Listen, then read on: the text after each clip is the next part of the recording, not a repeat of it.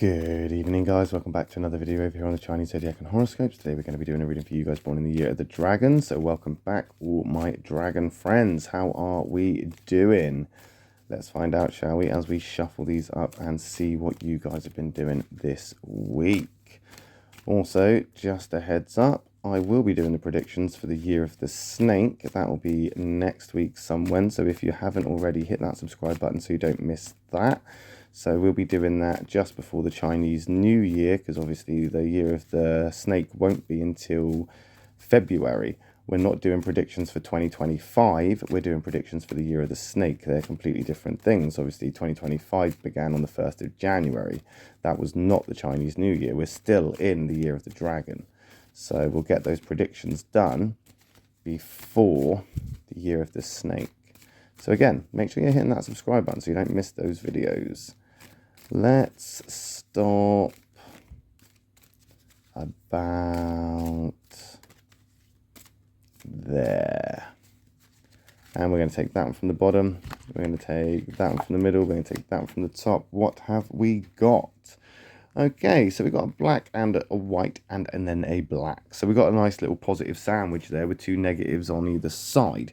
Now, again, this could be perceived as doom and gloom and we could get all worried about this, but we're not going to do that because black isn't always an attack and white isn't always all right. It all depends on what's happening on the other side of those cards. And what we've got here is a catalyst. We've got something that's changed, something that's happened, and it's hit you in a way that you didn't necessarily think it was going to hit you. Things have changed. Things have moved from one place to another. It's almost like 1 minute something was there and the next minute it was gone. You didn't even plan for this. It's almost like a burglary. I mean, maybe some of you were robbed. Maybe somebody. I'm not laughing at that. That was really insensitive. I'm not laughing at you being robbed. It would just be rather ironic if somebody was actually robbed, that I've said, you know, it would feel like a robbery. But it is. It's almost like somebody's smashed through the back door. They've invaded your place, your privacy, your safe space. They've taken something that was important to you and they've gone off with it. And it's that kind of feeling. It's that feeling of loss. It's that feeling of grief. It's that feeling of sort of, you know, it's like a violation or the audacity of somebody to do that.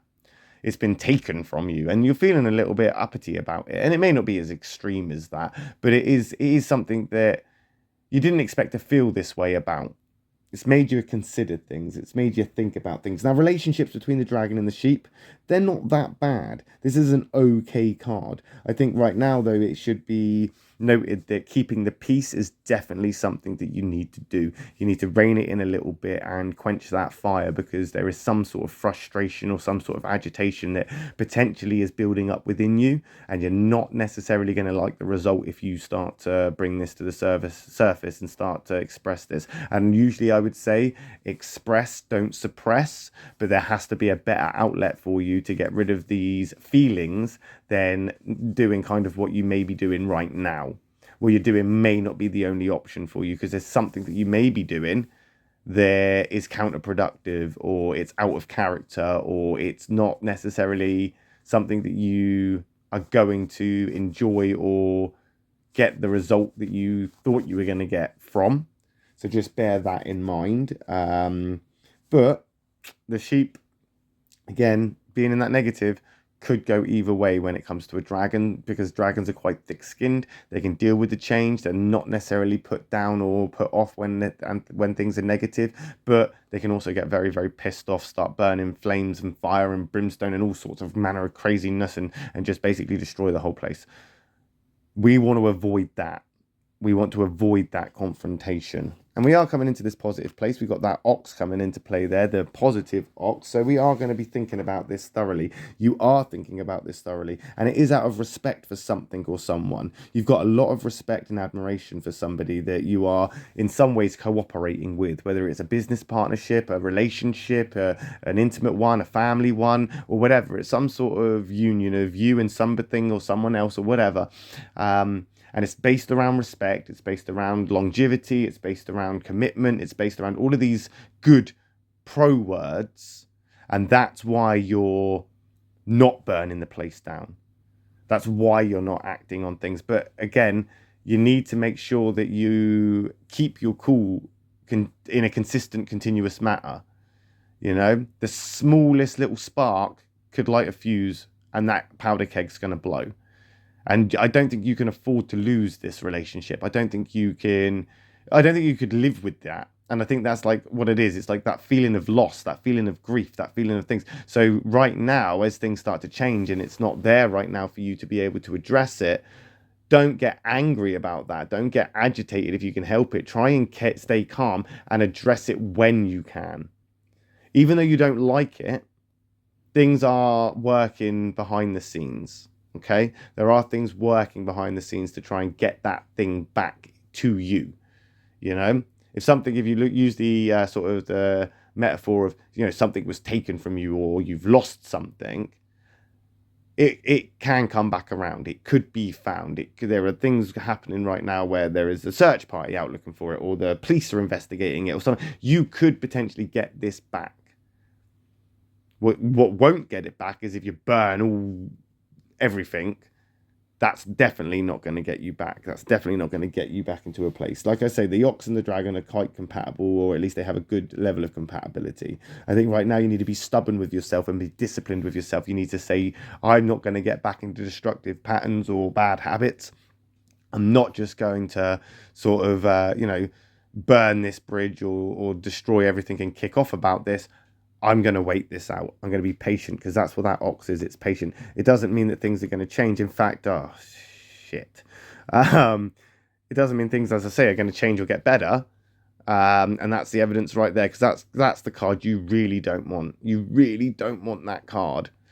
That's the worst card for a dragon person. If you were going to pick the worst one, that's the one we don't want to see. It's that black dog, and that black dog is not only the most incompatible for a dragon, it's also in the negative. That's your conflict card. So there is going to be conflict. There is going to be difficult times, and potentially it's going to be because of lack of communication. And I don't mean lack of communication where you're not talking about it. It's almost like there isn't an opportunity to talk about it. Maybe the person that you need to talk to about this is away at the moment. Maybe they're, working on an oil rig or the International Space Station, so you can't actually contact them or talk to them. Maybe it's something that you can't talk about because you're so frustrated and angry and agitated about it that you're wise enough to know. You're wise enough to know what will happen if you start burning villages. You know the consequences of that. You know that. And that's why you're trying to hold back on it. That's why you don't want to do it. So while you can't address the situation and you can't communicate with the person, and maybe that's what it is. Maybe it is a lack of communication because you are shutting down, because you don't want to burn the place down. You don't want to lose it. You don't want to get agitated and frustrated and actually... these things have to be addressed, okay? You know that they need to be addressed. It's just how you handle it. It's how you go about that. It's how you approach it. It's how you actually manifest that into a reality. Right now, I feel you're wanting to burn fire and literally get it all off your chest and say, this is the problem, this is what's wrong, this is why I feel this way, this is what you've done, this is why I can't do this, and it will just be literally an onslaught of just chaos that most people just will not be able to handle. There would be some exceptions, I'm sure, but most people, they're not going to be able to handle that. And you're wise enough to know this. So instead of trying to communicate it or trying to put it into words, you've opted to keep quiet about it. But I think that, again, you're damned if you do, damned if you don't, because you're going to get conflict from this either way. This positive is just here in the middle of a whole conflict zone. We've got this negative catalyst that's coming in and changing things up and taking away stuff from you. The ox is making you think about this and trying to actually figure it all out while you slow down and become a little bit calculated and a little bit strategic, instead of the easy option of just burn everything down and just destroy it all. And the result of that is basically to shut down almost altogether, which is going to result in conflict anyway. Damned if you do, damned if you don't. The best thing that you can do, as I say, is just try to remind yourself again and again and again, you are better than that. I mean, a dragon's superpower, I suppose, in some ways, is the ability just to burn down entire villages and then just fly away and just leave it, burn bridges and just bugger people off if they wrong you. But that's not the case here, because this particular person or something, you have a lot of respect for, a lot of love for. You cherish this thing, you cherish it as a part of your life. That's why you're not confronting it in your usual manner. And that's what's thrown you off. because it's not your usual manner. So now you just need to figure out an alternative, and that dog there being the complete opposite to you may be just a suggestion to change your perspective and change your approach. But we'll find out, won't we, and see how you get on with that next week when we come back and do another reading for you guys born in the year of the dragon. My next video will be for those born in the year of the snake, so if you are interested in what those guys are up to, I will see you in a video for those guys next.